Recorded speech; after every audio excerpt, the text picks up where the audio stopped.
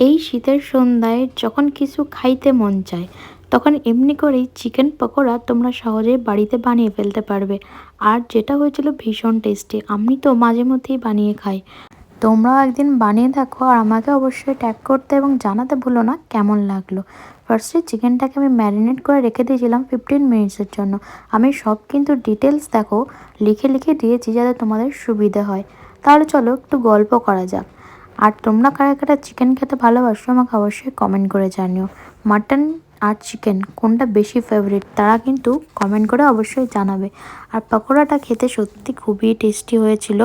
গরম ছাকা তেলে ভাজার পরে মানে দাঁড়িয়ে দাঁড়িয়েই প্রায় সব শেষ হয়ে গেছিলো।